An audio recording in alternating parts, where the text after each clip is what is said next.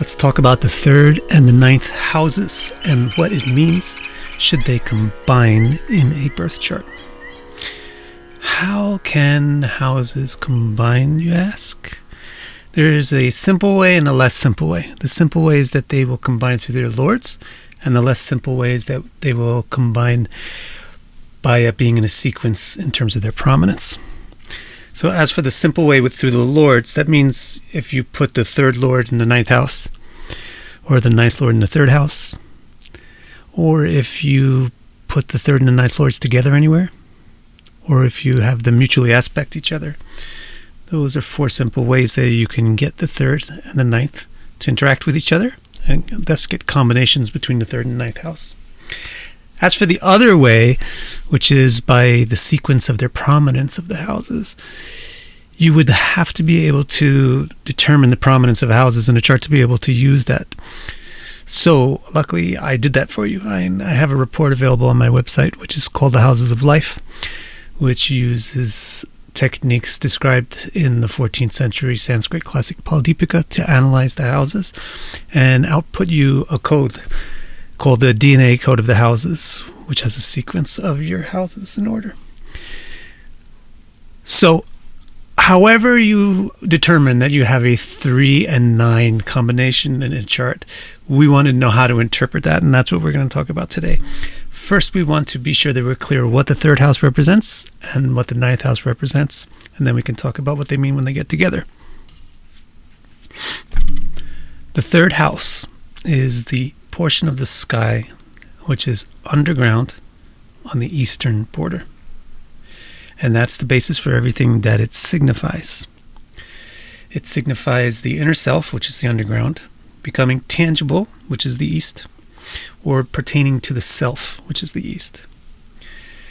So first of all, that influences our abilities to manifest things, and also it influences our drive to manifest things, what we want. Because the third house has to do with our ability to manifest things, it's the house that you look at to know how skilled you are or how talented you are. Also, this is the house to look at to know a lot about how strong you are in terms of how forceful and assertive and dominant. This would also be the house that you look at to know how your willpower does, which has a lot to do with determination, discipline, and also bravery. So those are three of the very key classical things about the third house. On the other side of the issue, the third house is also about desires, how we feel about ourselves. And so self-oriented desires is the definition of passion or lust or ambition, personal ambition.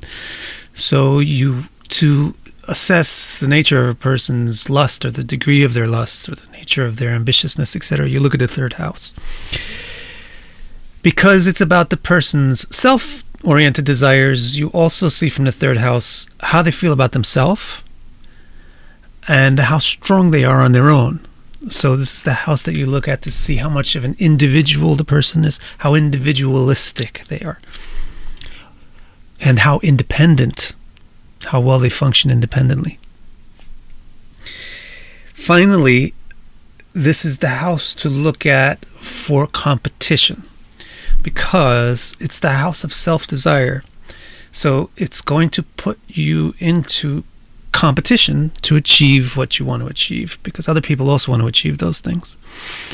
So the third house, being the house of passion and being the house of strength, comes to be the house for competition. Hence, you will find it referring to all of your competitors, and your competitors are always your peers, and your peers are always your siblings. So those are the classical things for the third house. For the ninth house, where is that one? Well, it is directly opposite from the third house, which is quite important, actually. I'll mention that a little bit later. Instead of being on the eastern side of the lower division of the sky, it's on the western side of the upper division. So it's 180 degrees away from the third house. Because it's on the western side, it has to do with moving up towards other people. And because it's in the upper area of the sky, it doesn't have to do with feelings, it has to do with actions. So really what the essence of the ninth house is all about is how our actions affect other people and how much we care about that. So the basic thing that the ninth house is all about can be encapsulated by the word morality. Hence, you will look at this house to assess the nature of a person's virtues, their values, their sense of right and wrong, their character. And hence, you will look at this house to see, their codified systems of those things. So like what ethics set do they have, or what philosophy do they ascribe to or believe in, or what religion are they? How religious are they? How philosophical are they, etc.? Those are all topics for the ninth house. Now, branching out from this, you have the ninth house being the house for role models. So, because it's the house for ethics, it also has a lot of bearing on where you get your ethics from. Where do you get your philosophy from? Where do you get your religion from? Where did you learn your ethics? You learned it from your role models. And that's why the ninth house is very much a house of role models. Role models, two very, very important role models are your parents and your teachers. And whatever word you want to use for teachers is fine. You can call them teachers, you can call them gurus, you can call them priests, you can call them mentors, you can call them guides, but they're all teachers. And they're all in the ninth house. So this is a parental house. Sometimes it's misunderstood as a father house. In fact, it's a parental and a grandparental and an upbringing house. And that's the next point, really. This is the house of our upbringing, which also means the way that the teachers and the parents affected us. So you can also call it the house for your education.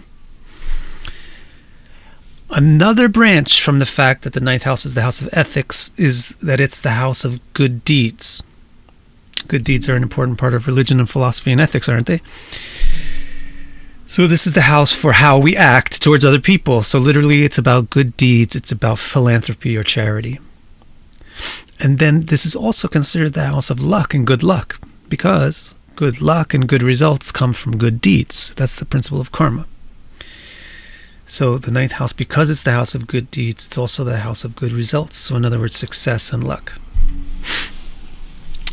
So that's what you need to know about the ninth house and the third house. Knowing this stuff, you can then proceed to understand well, deeply, intuitively, what should happen if you combine the two of these guys together. And what, in fact, do we expect to happen? Or what is indicated by a chart where the ninth and the third houses are in sequence or connected via the lords? Well, to suss that out, what you do is you look at the ninth house and you look at the third house and you say, what do they have in common?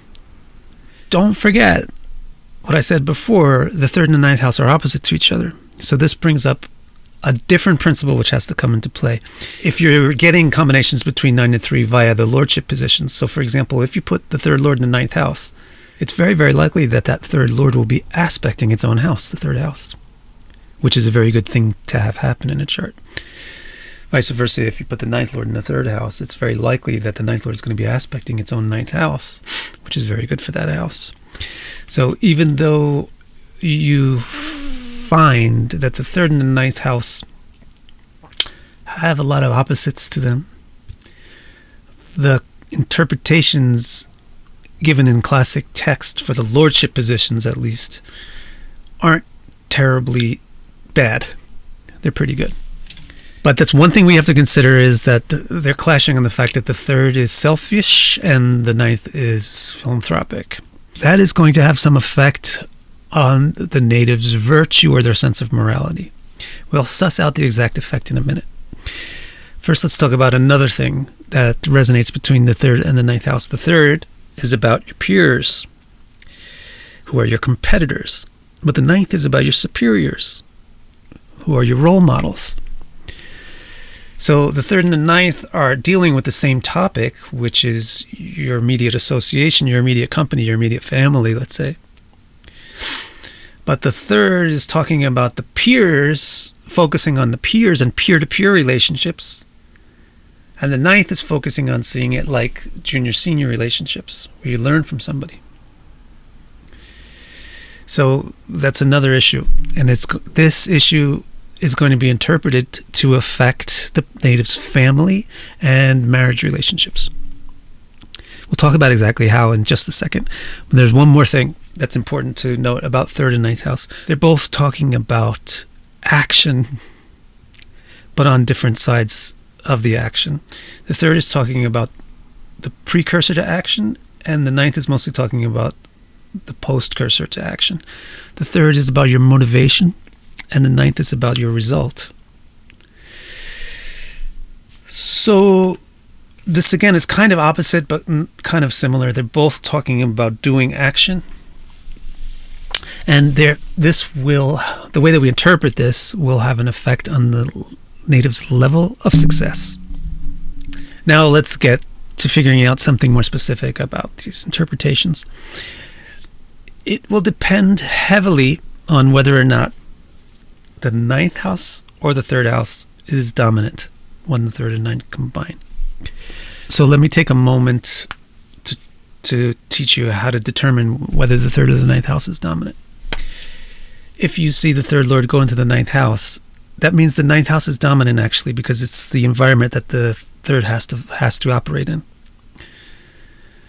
Or if you see that the vice versa, that the ninth lord goes into the third house, that means the third house is dominant. In terms of sequences, if you see 9 come first, then 9 is dominant. And if you see 3 come first in the sequence, then 3 is dominant. The remaining 2 ways that the lords usually can combine is if they get into mutual conjunction or if they get into mutual aspect. In that case, you have to check to see which planet has dominant strength. So let's say you are able to figure out which one is dominant over the other. Then you can proceed with your interpretations in more specific detail. So let me tell you about first the situation where the ninth lord is dominant. It's going to affect virtue, relationships, and wealth because of these 3 key resonances. What kind of effect will it have on virtue? What kind of effect will it have on relationships? What kind of effect will it have on wealth? The way that it will affect virtue, it indicates that the passions of the third house and the sensualness or the lustiness of the third house is functioning well because it's gone to the ninth house, which is a place for success. So the native with a ninth house dominant 3-9 combination, like for example with the third lord in the ninth house, they are described in classic texts as fortunate through the opposite sex. So in other words, by their sexual relationships, by their romantic relationships, they come to good fortune. Or by their sexiness, they come to good fortune. How does it affect relationships? Because of the second thing with the peers and the superiors. It's positive for romance, as we just described. But it has a negative effect on the superiors, the senior junior thing. So the natives with the ninth house dominant 3-9 combo, they will feel like disappointed in the father figures, the authority figures, difficult to make a real lasting connection with them, or the fathers maybe departed from their life early or something like that. And then how will this affect wealth? You'll get wealth from the third and ninth house because you've got motivation of action linking up with results of action. So your motivations are linked to good results. So you will get good results in terms of wealth when 3 and 9 combine. When it's 9, that's the focal point. It's mostly via family and marriage that you get the wealth. A example person with a ninth house dominant 3-9 combination by virtue of the third lord in the ninth house is Marilyn Monroe. Then let's talk about the other way around. If this 3-9 combination is third house dominant, which you get from ninth lord and third house, etc. In that case, it's still going to affect virtue, relationships, and wealth, but it's a little bit differently. The way it affects virtue is the ninth lord has gone to the third house, that means that the person operating the third house is not interested in lusty things. The ninth house is very philanthropic. So that signifies a native who is not particularly self-oriented. They're pretty virtuous, in other words. They're philanthropic. They're nice. The classic texts describe them as charming. They're nice. They're likable because they care about people. What effect will it have on relationships? It's great for their relationships because when you're not selfie, other people really like you because you tend to help them. Particularly, it will be good for the peer relationships. The third house relationships, which is peer. The third house is now the focal point, so the third house signifies peers. So the person will get along really well with peers and be able to do peer-to-peer interactions well. And how will it affect wealth? It will have good wealth. And it's not just through the opposite sex. It's through their whatever ambitions. The third and ninth combining in this manner indicates successful ambitions, period. And a good person to look at as an example of this situation is Oprah Winfrey. All right, I hope you learned a lot about the third house, the ninth house, and how to think about their combinations, how to even spot their combinations. If you want to see more videos like this, there's a lot that are already on my page. And also you can subscribe and hit notifications so you get notice for the new ones that are coming out every week.